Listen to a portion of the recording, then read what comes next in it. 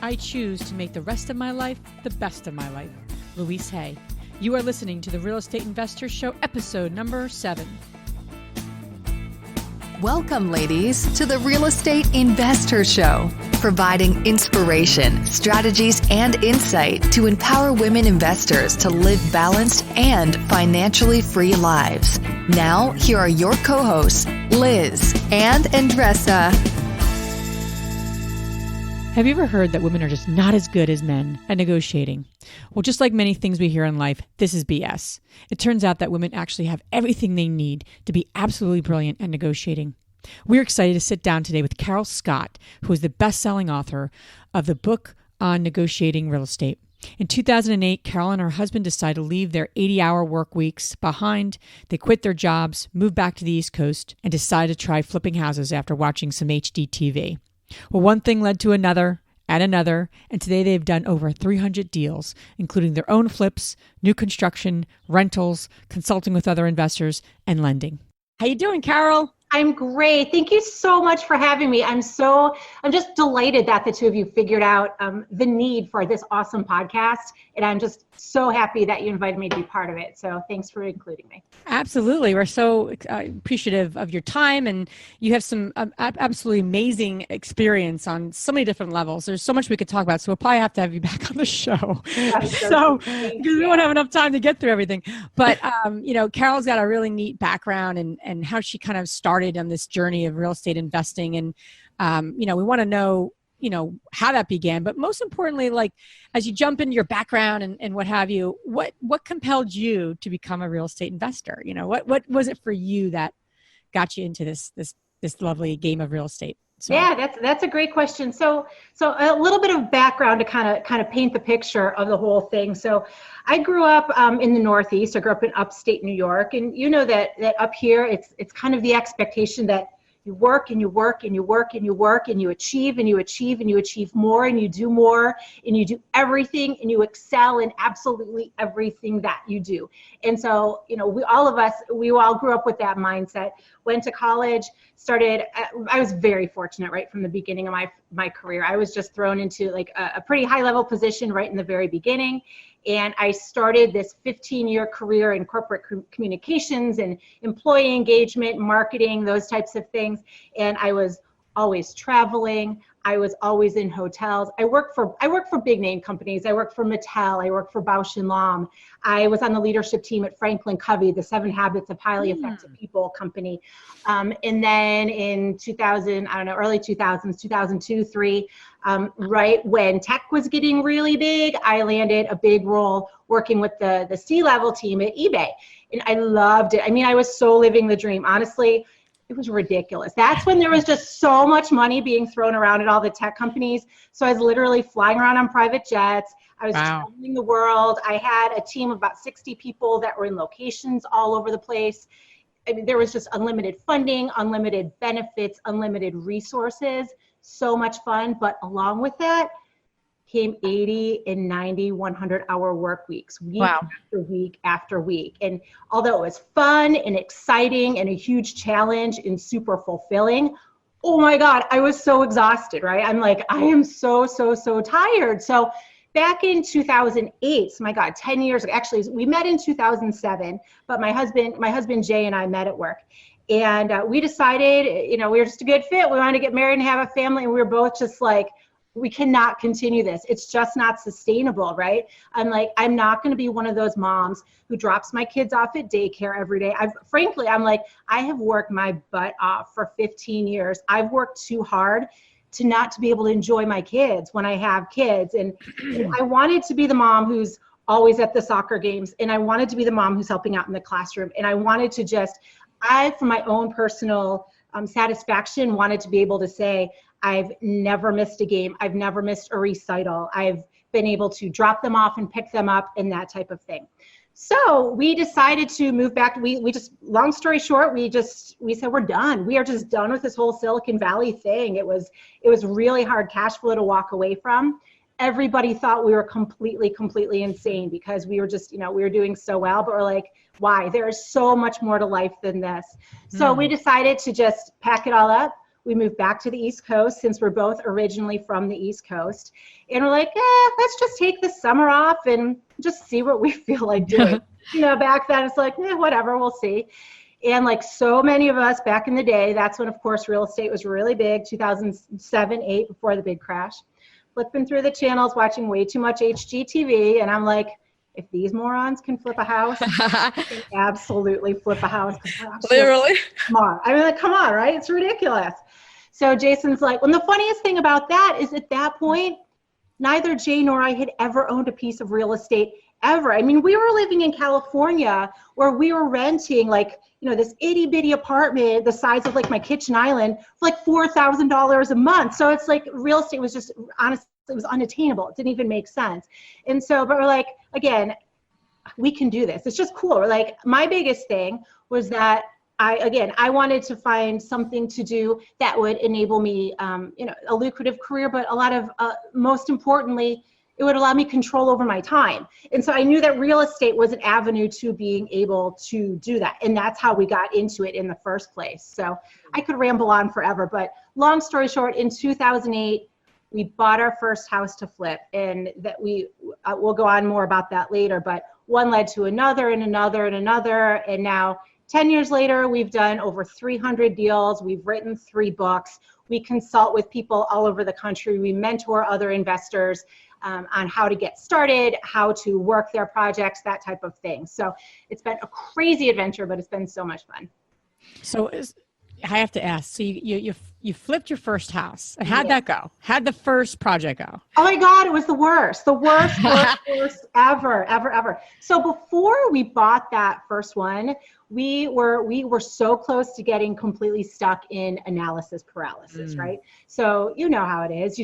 You look at so many listings and you look at so many houses, and you just look at all the numbers over and over and over. And then I remember one day we were driving back from one after we had looked at, I don't even know how many, probably hundreds at that point. We had looked at so many, and I didn't have a realtor license at that point. We had just moved to Atlanta. I hadn't gone through the coursework and that type of thing. And so we're wasting like every real estate agent on the planet's time, like one after the other. And then finally, we went to this one house, and I remember we were driving back to our own house from this one, and Jay and I are just looking at each other. He's like, do we do it? Do we not do it? Do we do it? And I'm just like, seriously, honey, we've just got to buy a house already. So we're like, let's just do it. What's 60 grand? Who cares? Let's just buy the house and see what happens. Well, in retrospect, it was absolutely, when you talk about all the things that we now teach people not to do, we did every single one of them. It was a bad house in a bad location with bad neighbors, and just, we got bad contractors, you name it. It was horrendous. I think we finished the renovation on this first flip, probably mid-October. We had our realtor put it on the market in October, of course, again, not back then, knowing that you don't put a house on the market in October ever, worst time of year. We completely freaked out when after 3 weeks, it wasn't under contract because, well, of course, all the flipping shows, they have them under contract the first weekend at an open house. We're like, oh my God, what are we doing wrong? So we agreed to a lease purchase.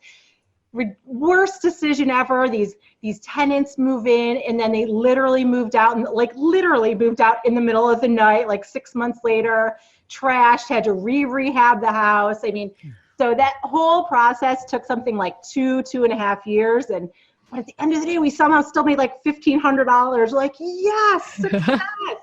But the best part of that first flip is, even though we made every mistake in the book and then some, it was the best learning experience ever. We're both so incredibly grateful that we made all those mistakes, because it just taught us so much, and we're able to learn from those and make it a successful business because of all the mistakes that we made. That's right. And that was like a get started, right?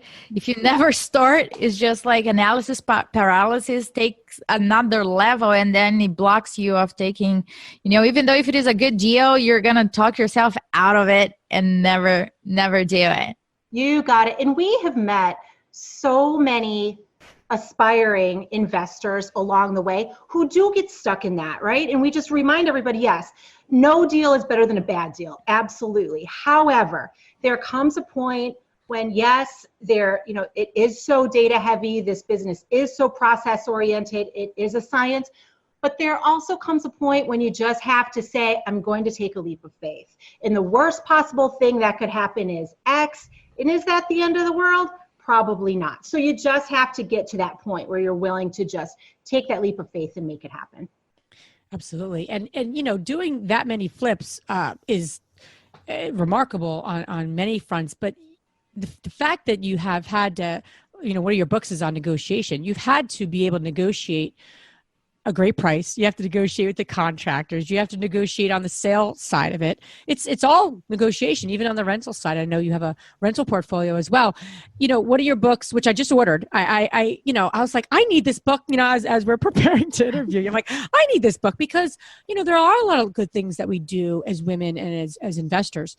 But negotiation, if you polled a lot of women across industry, I wouldn't say negotiation is going to be number one. If you said negotiation or nurturing, more nurturing. Women are more nurturing than negotiators. So I think that's a huge skill that is completely under appreciated, developed in people, let alone women. So, we'd love to explore a little bit about not just you telling us what's in the book, because I'm gonna read that book and learn some things. But more importantly, where do you find, with all the deals you've done, where do you find the key parts of negotiation? And then if we could break it down a little bit around giving women out there is, women negotiate differently than men. So there's a lot of things we want to ask you about, but let's start with just like, where have you found to be the key parts that you guys have learned? Okay, this is what is negotiable. Everything is, but especially in a flip or rental, like what have you found to be, okay, these are the 5 things you really want to be mindful of that when you're Certainly. Well, as a little bit of background, I think it's important to keep in mind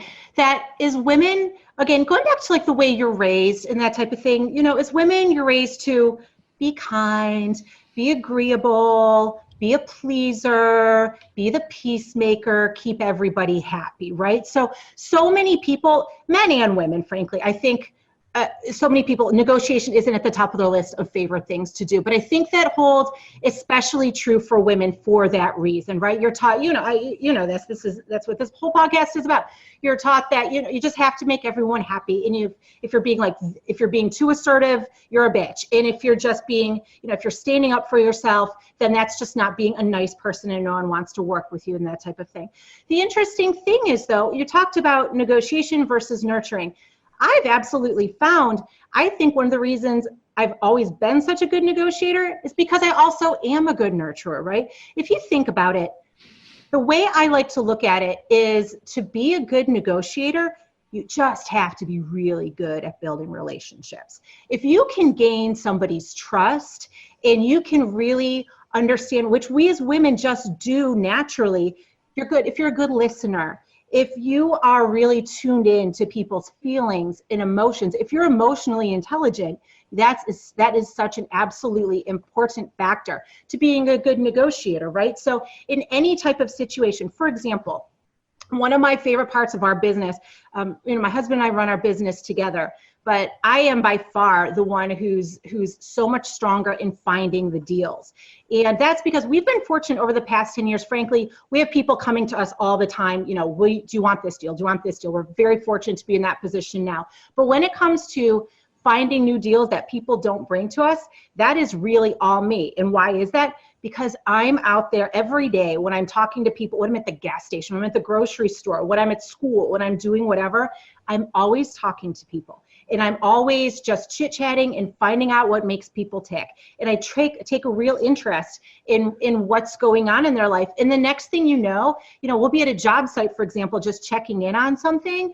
And there's a neighbor that walks by and I'll just start chit-chatting. Next thing you know, I'm buying the neighbor's house 4 doors up the street because they have trust. They know that they can, they know that they've built some type of relationship with me, and that they would rather deal with me than some other random real estate agent or list this house or whatever. So I would say the first thing to remember in being a good negotiator is to not feel like everything has to be like a hardcore, hard-nosed negotiation. In the end of the day, you want to create a win-win scenario for everybody, right? It's not a successful negotiation if one person is super happy and one person goes away with a sour taste in their mouth, because you get such better results over the long term if people know they can trust you and work with you, and they want to keep coming back for more and more. So like I said, number one is just build those relationships. I would say number two is remember, and you mentioned this a bit, Liz, just remember that you can negotiate absolutely everything. And I very highly recommend to people who aren't necessarily comfortable negotiating and want to build on your negotiating skills, I recommend to people just get in the habit of negotiating everything. My friends laugh at me like crazy because we'll be shopping or whatever, we'll be at the store, and I say I find like a pair of boots I want, I just won't pay full price. It just doesn't happen. I'll go up to the register and I'll be like, oh, do you have any of the, do you have any coupons or whatever? And, people are just like, no, I don't have a coupon, but I've got a thing. I can give you 15% off. It is amazing to me, like how frankly easy it is to negotiate pretty much everything. And when you do that in your day-to-day life, I think it makes you a lot more confident in your real estate business to remember that, again, people are willing to compromise. They are willing to reach an agreement with you, are willing to come up with a solution that satisfies everybody's needs. Does that make sense? Yeah, definitely makes sense. I think that you're touching on a very good point about building that muscle, about negotiation. I think that a lot of people feel uncomfortable about it, and also make the assumption that the other person will feel offended if we do, because I do think that there's no empathy or sympathy for the negotiation itself. Instead of okay, I'm going to win, you're going to lose. And then at the end of the day, everybody loses if that's the mentality. I think that the goal is to create a win-win situation. And I think that what you mentioned about feeling the anxiety about, oh my gosh, I need to negotiate now. And just like doing this, buying a pair of socks or whatever, it just builds that muscle. So do you believe that somebody that was born in a culture that negotiation, it's not something very often that people usually do, and they move to another place? I have a lot of friends of mine from other countries that don't negotiate, or others that negotiate to an extremely hardcore level. So do you think that in real estate, the negotiation, it is just like taking a shower every day? You do it all the time, or there are circumstances where you don't?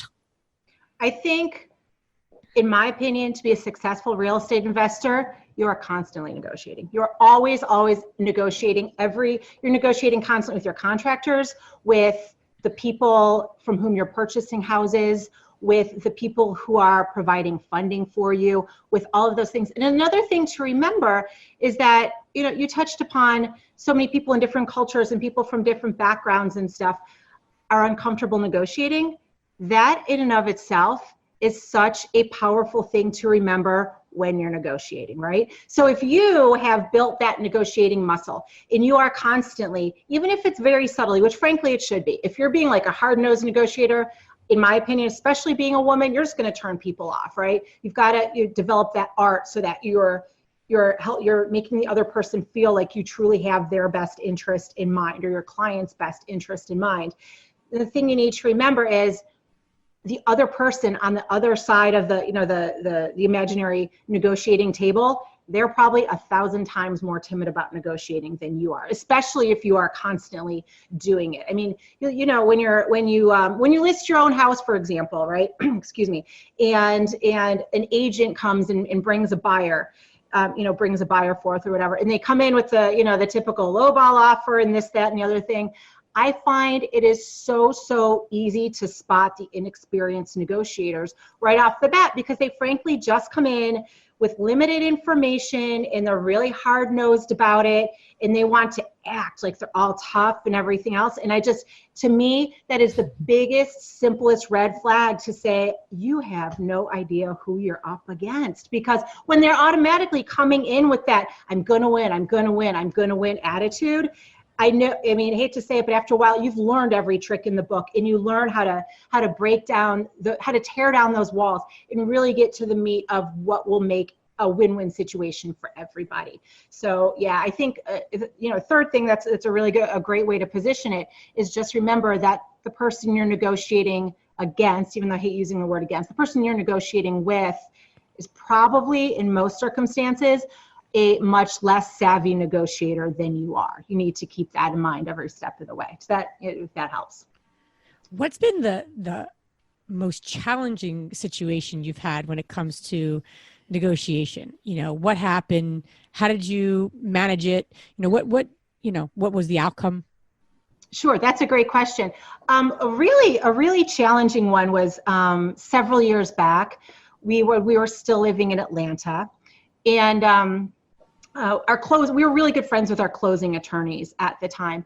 And our closing attorneys lived like 20, 30 minutes away from us, but it was nice coincidentally, because the neighborhood in which they lived was also kind of like part of our farm area where we were doing a lot of flips and that type of thing.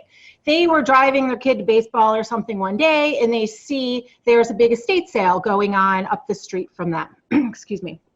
So they go to the estate sale and they start talking to the woman who's there. And it turns out this woman's mother had just passed away. And so the closing attorney asked, because they knew, for us, that this might be something that we were interested in. And so they got their information, gave me a phone call, whatever. And then a couple days later, reached out to the person who was selling the house. Now, the interesting thing was that when this woman had talked to our closing attorneys, she was very, very forthcoming about how she wanted to sell the house. But then all of a sudden, when there was somebody who was actually interested in making that happen, the emotions took over, and she just turned in, I want to say, like a hard-nosed negotiator. She was just like, well, I know my house is worth, this, that, and the other thing, and whatever, even though, like I said, a couple days just prior to that, she had already indicated to our closing attorney she was interested in selling the house, and frankly just wanted to get rid of it. It was just too much for her to think about, and so on and so forth. So I was like, I called our closing attorneys back, told them the situation. So, just to keep them keep them abreast of everything that was going on. And they're like, well, whatever, we just wanted to let you know, what the situation was. Well, I decided that my strategy in this negotiation was to really try to put myself in her shoes, right? She's being a hard-nosed negotiator, but I remembered she was an only child. She had already lost her father like many, many years ago. This was like her last living relative, right? So I'm just like, I very much was just like, I'm going to really turn on the empathy quotient for this whole negotiation and just see what happens. So I decided not to call her back. I'm just going to try to be friendly in this whole deal. So a couple months later, it was Christmas time. I just wrote her a little card, and I'm like, hey, just reaching out. I know heating bills are going to start getting expensive because it's winter time, and so on and so forth. If there ever comes a point when you want to talk about selling, that's great. If not, no worries. I hope you have a wonderful holiday time, and I'm so sorry that you're having to deal with the loss of your mom for this first Christmas, whatever. Didn't hear. All of a sudden, March, April rolls around, the phone rings, and sure enough, she's like, I got through the holidays. Thank you so much for being understanding, empathetic before. Now is just the right time. So, so would you be interested?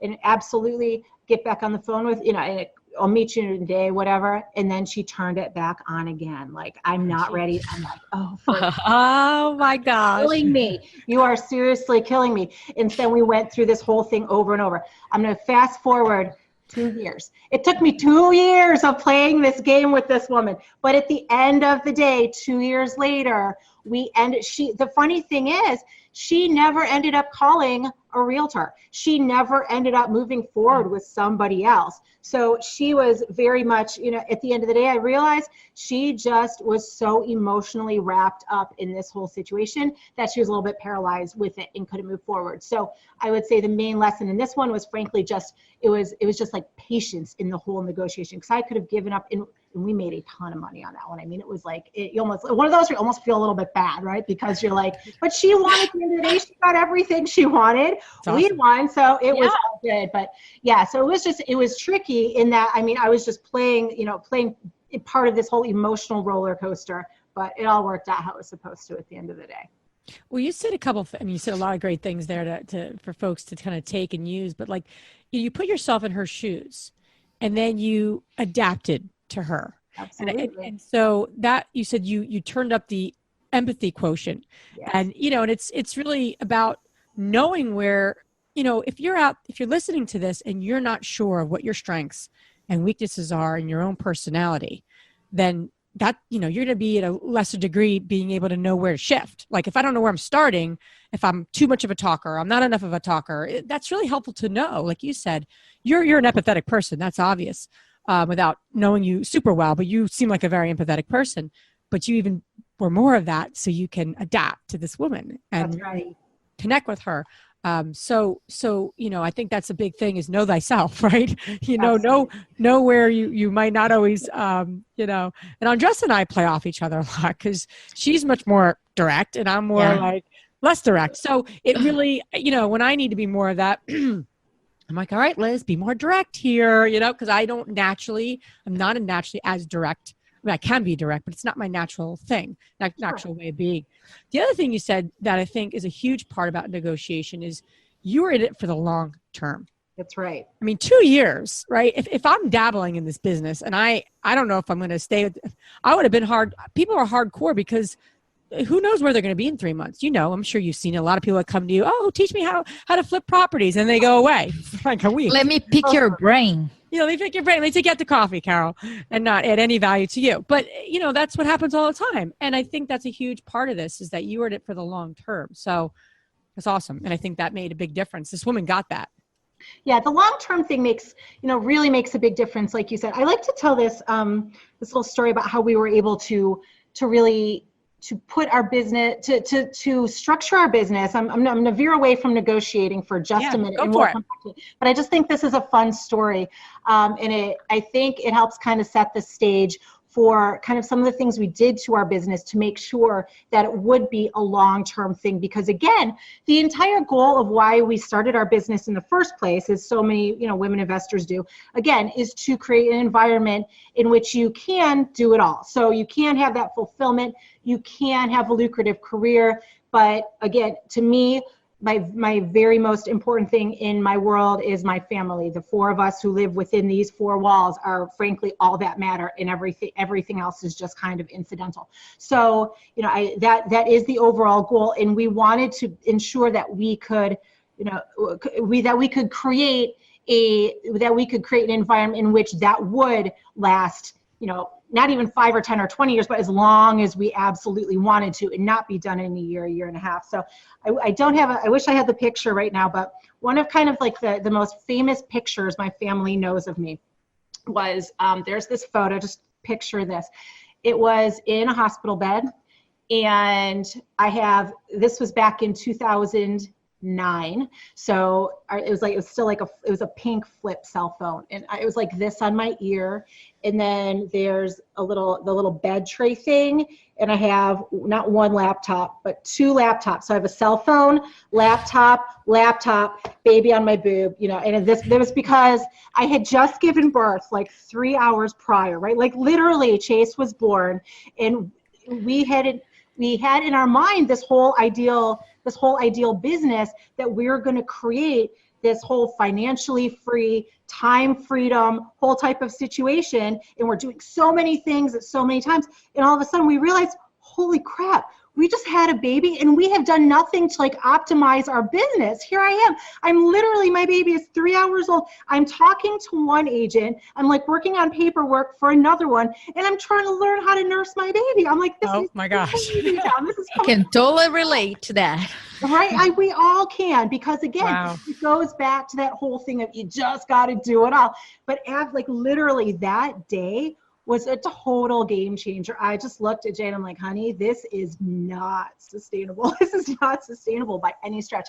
So that moment is what prompted us to structure our business in such a way that it's now one big system. We started putting all these systems and processes and everything in place so that we could grow our business and scale it effectively without having to be so intimately involved in the day-to-day. So that really varied from, in the very beginning of this whole concept of why we started this business. Remember, I'm talking about flipping through the shows on HGTV, and it's always the same formula. You know this, right? The man is like, is the one like knocking through a wall with a sledgehammer, and the girl's like, oh, look at this pretty tile we're gonna fit on the floor. You're the real estate agent, and then I'm like, oh, that looks like so much fun. I'm like, that's so great.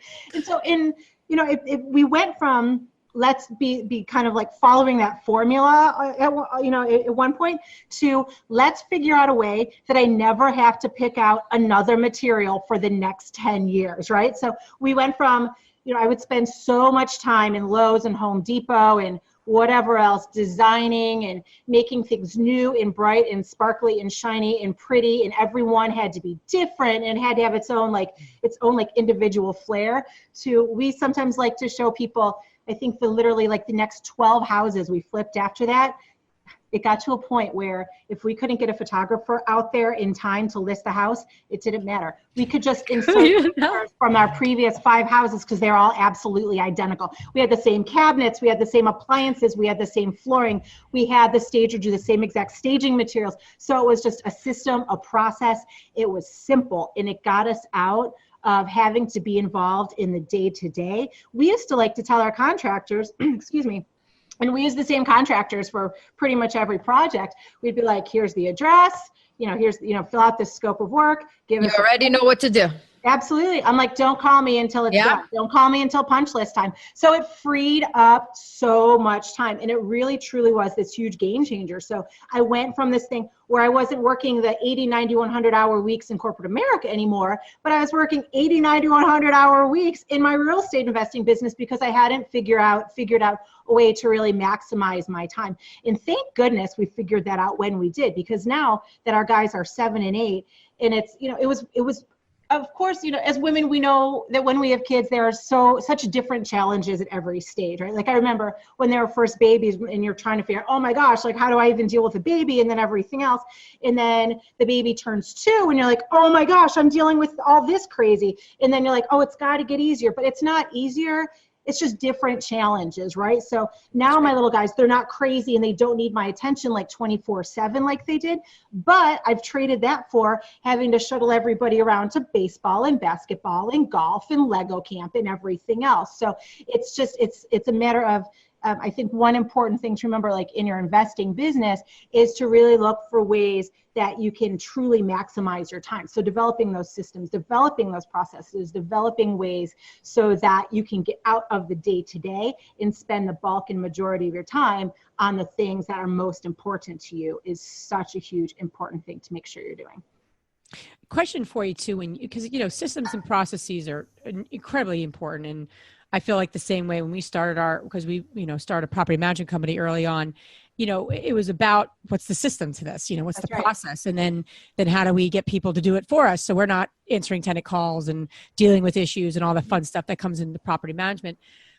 What for you? So, everyone starts with something, 1 property, 2 properties. You've done a ton of properties. You teach others how to do this.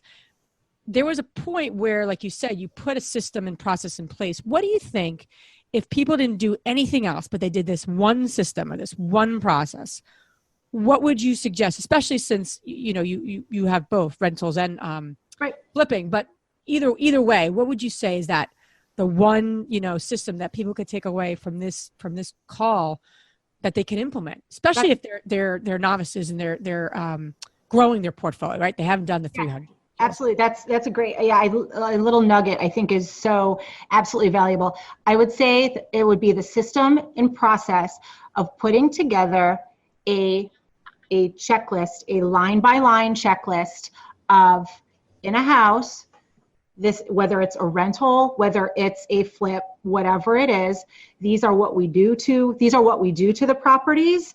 These are the items that we do to the properties. In a bathroom, it will be A, B, C, D, and E. In a kitchen, it will be A, B, C, D, and E. in any type of flooring situation, it will be A, B, C, D, and E, and get it to a point where it is so detailed and so streamlined that if heaven forbid you were to get hit by a bus tomorrow, somebody could find that piece of paper on your kitchen island and say, oh, I know what needs to happen to all this, and it'll just like be smooth sailing and run by itself. So it's just outlining that scope of work and what the details are within that scope of work to make sure that it's always consistent and streamlined, and you frankly just don't even have to think about it. I started doing my scope of work and it started growing and growing. And sometimes you work with folks from other countries that don't understand English. So I added another level. So I take a picture of course, the same bathroom, the same tile, all of that. And I put like arrows. Here's where it is. That's so smart. And sometimes it makes it very easy for them because they print that out and put in the bathroom so they know exactly what it needs to be done. Awesome. And sometimes, even though I have it in writing, they can read completely or comprehend completely. So I added that recently, and it saved me more time than going back there and making them fix it or rip it again. So those are definitely, I agree with you. Those are great tips. Yeah, it definitely works. And you touched on something there, I think that makes sense. Rather than using your time to go back and explain, I've definitely learned, I'm going to go and like cross over personal, professional life type of thing, right? All at the same time. I think that's one of those thank God I'm a woman type of things, because you're used to just being able to take care of everything all the time. Yes. You're just so darn good at it. So like, in addition to what you're saying, as far as just printing out the pictures and people just figure it out because I've got better things to do. I mean, people laugh all the time because my big old purse, I've always got I've got scissors, I've got a power cord, I've got like any random, like so much random stuff that's in my big old bag, because you learn after a while that if you need to go talk to somebody, even if it's something that hypothetically should take 14 seconds, it takes like an hour and a friggin' half, because someone's got to tell you about some other idea they have, which I'm great for ideas, but seriously, my time is all that matters to me. I'm sorry, I adore you, but I don't want to hear about your sick dog today. And I don't want to hear about, these other 47 things. So it's just, this sounds so terrible, but any way you have to eliminate having to talk to people about stuff that's like the same over and over, carry scissors in your purse. It's really that simple. You don't have to spend an hour and a half getting them from someone else when you need them. Absolutely. I like that. I like that a lot. So, but before we have you, share a little bit about where people can, connect with you, and if they want to reach out and keep in touch, what would you say? Being it all, that's a theme of ours, is, how do you have it all? How do you be it all as a woman, as an investor, you just want to kind of play full out in your life. So if you had to say like one thing that you do, that you have a way of being, or, what's your one tip to the women out there to, who want to have it all, totally. They want to have that financial freedom and have a quality of life. Absolutely. I think my one tip is, I'm going to get like all whatever, I don't mean to, just keep in mind at the end of the day, this is going to sound so cliche, but life is so flippin' short. I get chills talking about it, because it's just, we all know so many people that, there's this wrong and that wrong and the other thing. Just remember what your biggest priority is, and remember that you could be gone tomorrow, and let that drive every single decision you make all day, every day.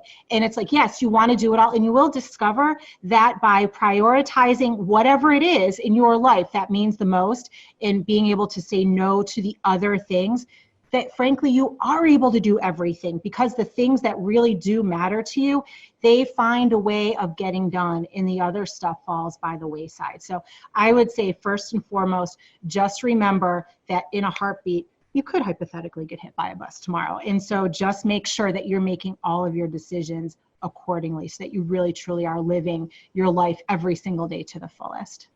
So Carol, as we transition here, where can people find out more about you guys and get in touch or follow what you guys have a lot of neat things happening. So where can people reach out to you too? Yeah, so you're always welcome to contact me. My email, it's Carol, Carol, at lishgroup, lishgroup.com. We also chronicled our first 50 flips on a website called 123flip.com. It's 123flip.com, and there's it's the good, the bad, and the ugly. It's as transparent and real as it ever gets. We tell all our trials and tribulations, and it's not a whole lot of fluff. It's not HGTV like reality BS. It's just Thank you. It's real as real gets. We have 3 books that you can buy on Amazon. It's the book on flipping houses, the book on estimating rehab costs, and of course, the one most near and dear to my heart, the book on negotiating real estate. So you can buy all of those on Amazon.com. Now, Carol, I want to go over our what we call fabulous 3 questions. Yay! Yay! I love them. We need something in there. Yay! So the first one is, what's the most transformational book you have ever read?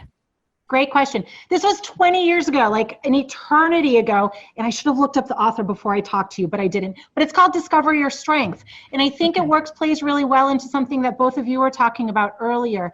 It's called the Strengths Finder. Part of coming with Discover Your Strengths, it helps you discover what the things are that you are the best at, and it helps you learn to nurture those things and then surround yourself with people to fill in the gaps for the other things that you're not so good at.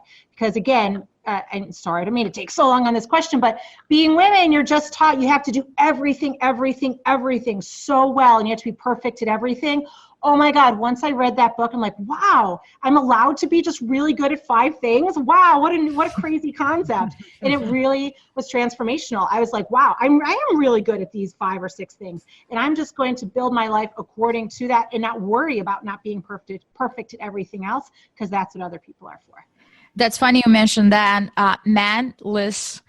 Matt recommended that book to me a couple of days ago, and I just downloaded on audiobook. How crazy is that? That's awesome. What a coincidence. It is. So the second question is, what's the most powerful routine you do to create a financially free and balanced life? Well, I'm really lucky. I've always been a morning person. So I'm always up between 4:30 and 5 o'clock in the morning. And I pride myself in the fact that before my children even get out of bed at 7, I've already worked out. Well, of course, to counteract like the 2 dozen chocolate chip cookies I eat every day. But I've worked out. Like this morning, here's a perfect example. I got up, by 7 o'clock, I was back home, and I had already gone to the gym. I went to the grocery store. I had 2 loads of laundry done, and I had a pot of coffee on. So by doing all of those things before the rest of the world wakes up, it gives me the freedom to really maximize those 6.5 hours during the day when my little boys are at school, so that when they get back home at 4 o'clock, I can 100% be there for them. I don't look at my phone. I'm not tech savvy anyway, so I guess that doesn't matter. But I structure my life so that all that stuff is done before anybody gets up. Then I have freedom to do whatever needs to happen during the day, and then I can be 100% mom and wife mode when everyone needs me at night. That's awesome. And the third and last question is, which woman, famous or not, has inspired you the most? Great question. Not famous. I have a wonderful friend named Desiree in Atlanta. She's drop dead gorgeous, and she's an emergency room doctor, emergency room physician. I met her, 2008, 9, after, she got married in 2006-ish. A year and a half later, her husband was killed in a helicopter crash. 3 weeks after that, she just went in for her annual exam, and they found a tumor on her uterus, and she had to have her uterus removed. So in the period of less than a month, she lost her husband and found out she could never have children. Wow. Did that stop this girl? No, she just changed her life accordingly. She's just like, this is the suckiest, thing, and that could ever possibly happen to anybody. And she lives her life she just lives her life better than anybody I've ever met, ever. That girl, she has stacked her shifts. She only works like 5 or 6 shifts a month. So she stacks them together, and she's traveling the world. She takes care of everybody else's kids. She's always like, come let your kids spend a weekend with me. I mean, she just talk about living life to the fullest. She's like, this could all be ripped out from me, anytime. And I'm just going to make sure that I live life as if this is my last day every day. She's amazing. Wow. Wow. That's awesome. I might need to move, get closer to, get down, by closer to her. Yeah, she's Wow, incredible. that's amazing. Well, thank you, Carol, so much for being on our show and sharing all your wisdom and knowledge with the women out there that are listening to this. So thank you for being on this call with us. Thanks for having me. This was so much fun. And I really, really, really admire everything the two of you are doing. I'm just so excited for where this is going to take you. That's awesome. Thank you very much, Karen. I can't wait for all the things that we're going to all do in the future together. Us too. Have a really good afternoon. Take care now. Bye. Bye. If you enjoyed this podcast and want to receive updates on our next interviews, go to our website, therealestateinvestor.com. There, you can subscribe to our show, become part of our investor community, and get updates on upcoming episodes. If you like our show, please share it with other women who would benefit. And don't forget to leave us a rating on iTunes. We'd really appreciate it. And as always, we encourage you to take one action as a result of today's show and put it into motion so you can live both a financially free and balanced life. Thanks for spending time with us. Ciao.